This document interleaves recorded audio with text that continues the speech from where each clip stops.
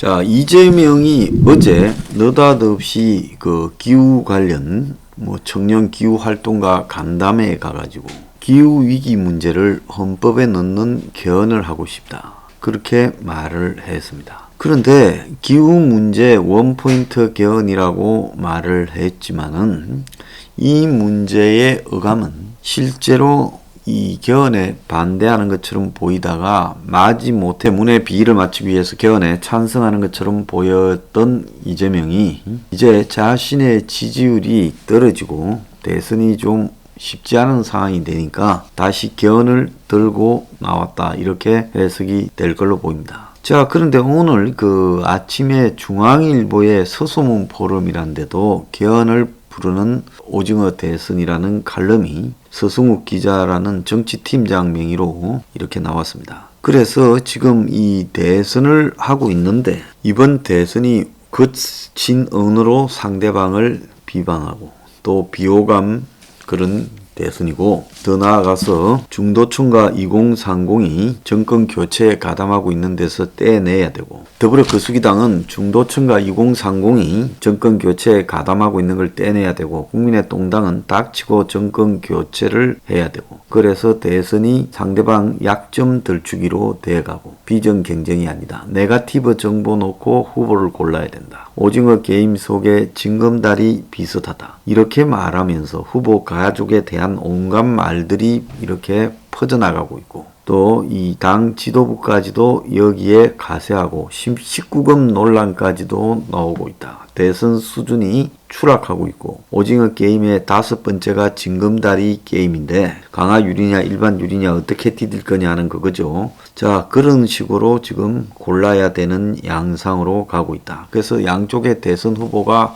허접되기 그 자체다. 그래서 5년짜리 대통령 뽑는 선거가 4개월 남았는데, 그래서 분권 요구가 분출되고 중앙일보와 홍석현이 하는 리셋 코리아, 자, 사주가 관심이 있는 부분에 중앙일보가 지금 사주 눈치를 보고 이런 칼럼을 쓰고 나왔어요. 그래서 중앙일보 리셋 코리아 개헌 분과와 한국 리서치의 웹 여론조사 결과 선호하는 정부로 분권형 대통령제를 꼽으니까 절반을 넘었다. 현행 대통령 중심제에 대한 선호도는 15%가 안 된다. 그래서 이런 누가 이겨야 나라가 덜 망할지 경쟁하는 것보다는 개헌을 해야 된다. 요렇게 말하고, 또 중앙일보는 이 박명림이라는 연대 교수가 중앙시평에 같은 날에 2개를 썼어요. 대권 없는 나라가 답이다. 현행 대권 적폐 근원이자 적폐 자체다. 생사를 건 진영 적대 갈등의 원천이다. 대권 교체를 넘어 대권 철폐가 절실하다. 권력 분립과 권한 분산이 상생의 해법이다라고 말을 하고 있습니다. 중앙일보가 같은 날 2개의 칼럼을 통해서 갑자기 대선 국면에서 개헌을 말하고 있습니다. 자, 어제 제가 생방송에서 지금 여전히 개헌 논란이 살아있다. 그래서 지금 윤석열이라는 부분을 놓고 정치 경험이 일천하고 자신의 이 인적 기반이 약하다. 자, 그런데 지금 동당에 들어와서 당 후보가 되었고, 그리고 또 본인이 대선에 가는데 이 팀을 꾸리고자 하는데 본인 주변에 약점들도 있고 이러니까 굉장히 다른 과거에 박근혜, 이명박 이런 보수의 대선 후보에 비해서 약체다. 이럴 때 윤에 대해서 최대한 코를 끼어서 대선 과정에서부터 이 윤 주변을 장악해 들어가서 윤을 하여금 당선이 되면 곧바로 개헌으로 돌입하도록 만들어야 된다. 그래서 사실은 윤의 발언 실수를 갖다가 매개로 해서 사전에 5.18 정신을 헌법 전문에 반영한다고 윤이 광주에 내려가서 그렇게 말을 하면 광주에서 공격을 안 하기로 서로 이야기가 되어 있었다. 이런 말까지도 지금 한간에 난무하고 있습니다. 자, 그렇다면 결국은 윤의 실수, 윤의 약점, 그리고 윤의 뭔가 모르게 지지율은 좀 앞서고 있지만은 어느 날 갑자기 꺼지지 않을까라는 두려움, 이런 부분을 이용해서 김종인이 총괄 선대위원장을 맡는다. 이준석이가 상임 선대위원장을 맡는다. 그러면 윤을 놓고 선대위가 움직이는데 윤 주변은 다 빠지고 지방에 내려가라. 지금 그렇게 말하고 있죠. 그래서 대선 때 이 사무총장 돈을 집행하는 걸 놓고 말이 많았는데 결국 권성동이로 확정은 해줬지만 김종인 원톱 선대위로 구성을 한다. 그럼 김종인이 밑에 이준석이 있고 그 밑에 이제 권성동이가 있는 겁니다. 그리고 나머지 지위들을 다 그냥 확 낮추어 버려가지고 끌고 가는 쪽으로 이야기가 되었습니다. 그래서 윤 옆에 붙어 있는 친위 세력, 김무성과 이재호 등과 친한 사람들이 거기에 친위 세력들이 많이 붙어 있죠. 그 사람들도 따지고 보면 다 개헌론자입니다. 자, 이들은 윤 한 명을 대통령으로 만들어서 뭐 국가를 바로잡고 보수의 가치를 되살리고 이런 데는 별로 관심이 없다고 보고, 이들이 진짜로 원하는 것은 뭐냐? 이 대선에서 승리한 윤을 코를 끼워서 약속했던 5.18 정신을 헌법 전문에 반영하라. 특히 지금 100석밖에 안 되는, 100석 좀 넘잖아요. 그렇게밖에 안 되는 의석을 가지고 어차피 이 꾸려나가기가 어렵지 않을 거냐. 국회에서 번번이 막힐 거다. 그러면 야당의 협조를 구하려면 개헌으로 가야 된다. 그래서 당신이 개헌을 찬성해서 결국은 2024년 총선에 이 개헌을 갖다가 이원 집정부제 개헌을 집어넣자. 그래서 헌법 전문에 5.18 정신을 반영한다는 건 맹분뿐인 거고, 실제로는 권력 구조를 개편해서 현행 5년 대통령 단임제에서 이원 집정부제로 개헌을 갖다가 끌고 가는 부분을 밀어붙이고 있다는 겁니다. 자, 이 상황에 대해서 윤석열은 자신이 카리스마가 있고 자신이 정치를 오래 했던 사람이라면 과감히 떨치고 이걸 안 하겠다고 거부하고 자신의 참모들 짜서 대선을 임하면 되는데, 지금 윤석열이 마땅히 정해져 있는 자리에 모셔야 되는 사람처럼 그렇게 김종인에게 매몰되고 저 꼬마 이준석이 하나도 처리하고 있지 못하다는 겁니다. 그럼 이것이 의미하는 것이 무엇이겠나를 우리가 잘 생각을 해봐야 되죠. 자, 이게 의미하는 것은 주변에서 윤석열로 하여금 개헌을 받아서 네가 개헌을 하는 대통령이 되어야 한다. 너의 역할은 거기까지다라는 걸 한정해 주고 있어요. 그렇게 만드는 이유 중에는 윤과 그 부인 주변에 있는 약점, 그리고 또 더 나아가서 문가리 쪽에서의 윤에 대한 압박, 그리고 지금 국민의 동당 의원의 지지, 그리고 더 나아가서 앞으로 대선에 승리하더라도 현 여권이, 그러니까 이제 구의 여권이 윤한테 협조할 것인가의 여부, 이런 것들이 다 달려 있다고 봐야 되는 겁니다. 그래서 지금 정계에는 여야를 넘나드는 플레이어들이 좀 있어요. 대표적인 사람이 김종인. 여야를 넘나들어서 당 대표를 해먹었잖아요.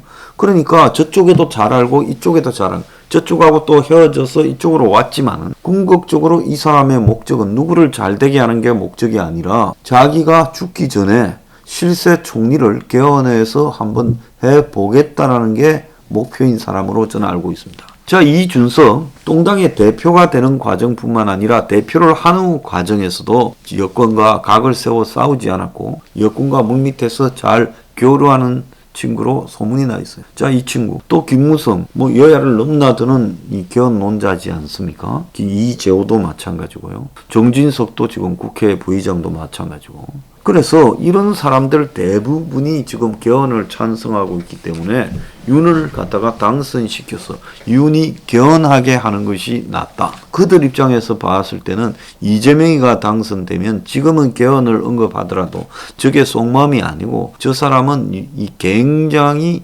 욕심이나 이 그립이 강하기 때문에 당선되고 나면 했던 이야기 다 깔아뭉개고 그냥 독재로 갈 거다. 이걸 알기 때문에 이재명한테가 아니라 상대로 유약해 보이는 윤에게 붙어서 개헌을 지금 압박을 하고 있다고 봅니다. 윤 입장에서는 대통령 안 돼서 패가망신하고 또 지는 자는 깜빵 간다는 이 대선에서 어떤 형태로든 살아남아가지고 대통령 당선되어서 한 2년이라도 대통령을 하고 또 개헌한 대통령이 되어서 개헌하고도 또 껍데기밖에 없는 대통령을 시켜줄 수도 있다, 이렇게 말을 하겠죠. 그러니까 윤이 지금 이 부분에 대해서 선을 자르지 않고 그 개헌론자들을 그대로 수용하고 가려는 것으로 보이고 있어요. 자, 이런 상황에서 이제 본격적으로 개헌이 대선 국면에서 등장을 하게 될 겁니다. 그래서 원래 대선 전에 개헌을 하려고 했던 세력들이 그것이 너무 시간상으로 무리가 되자 이제 본격적으로 대선 후에 개헌을 하려고 한다. 그래서 이 문제와 관련해서 지금 잘 언론에 보도되지는 않았는데 11월 13일 날 윤석열이 대통령 비선거권 연령 낮춰야 된다. 집권하면 개헌을 검토하겠다라고 말을 했어요. 그래서 이 비선거권을 낮춘다고 개헌을 한다. 웃기는 이야기죠.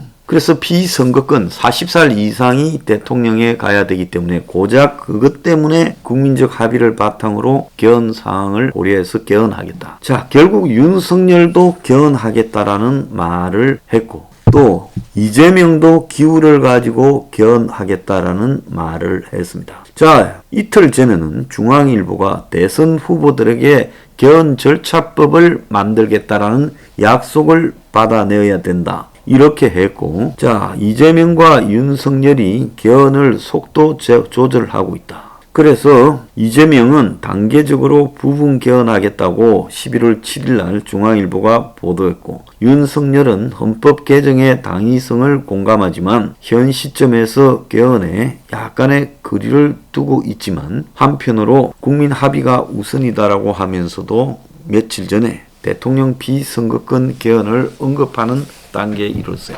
자, 이 대목에서 우리는 윤석열에게 분명히 묻습니다. 당선 이후에 권력 구조를 바꾸는 개헌을 할 것인가에 대해서 분명히 물어요. 그리고 대통령 비선거권이니 5.18 운운하며 개헌할 것인가도 분명히 묻습니다. 일단 개헌하겠다고 달라들면 그것이 뭐든 간에 명분이 권력구조 개편 개헌, 즉 이원집정부제로 바꾸는 개헌이 따라서 올 거기 때문에 윤석열은 개헌을 반대한다라는 입장을 명확하게 국민 앞에 약속해야 된다. 분명히 요구합니다. 하지 않으면요, 굳이 개헌 세력을 찍을 필요가 없다고 저는 보고 있습니다.